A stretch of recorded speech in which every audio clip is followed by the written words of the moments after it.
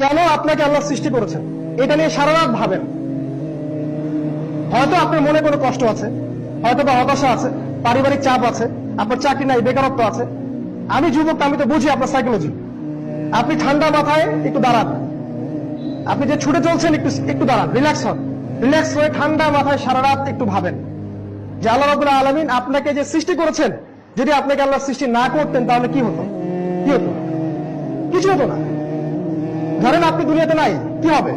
কিছু হবে না, কোনো কিছু থেমে থাকবে না, কিচ্ছু থেমে থাকবে না, সবকিছু চলবে, পৃথিবীর রোটেশন বন্ধ হয়ে যাবে না। অতএব আপনি কেন অত প্রেশার নিচ্ছেন? আপনাকে আল্লাহ সৃষ্টি করেছেন যৌবন কালটা আল্লাহর পথে ব্যয় করার জন্য। আর এখানে আপনি পরিপূর্ণ শান্তি খুঁজে পাবেন।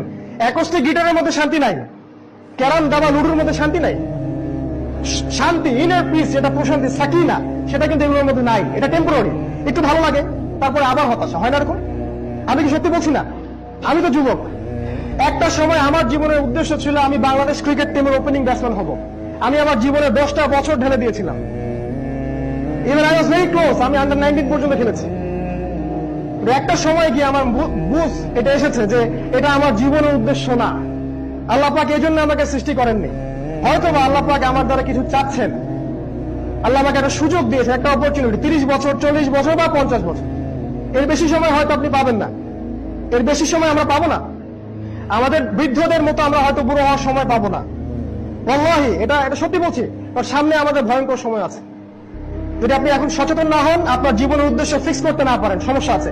আমাদের যুবকদের প্রধান সমস্যা হচ্ছে তারা তাদের জীবনের উদ্দেশ্য ফিক্স করতে পারেনি। তারা আসলেই জানে না তারা কি চাচ্ছে। আপনি আমাকে বিশ্বাস করেন, তারা আসলেই জানে না তারা কি চাচ্ছে। একটা পর্যায়ে গিয়ে আপনার মনে হবে যেটা ভুল, ট্র্যাক ওয়াজ ভুল, রং ট্র্যাক, আপনার ভুল মনে হবে। ওই সময়টা যেন অনেক দেরি না হয়ে যায়, এজন্য এখনই ঠান্ডা মাথায় চিন্তা করেন আল্লাহ পাক আপনার কাছে কি চান।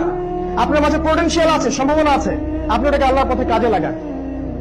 আমাদের পরিবারের পিতা মাতাদেরও কিছু সমস্যা আছে, একটু না বললেই না।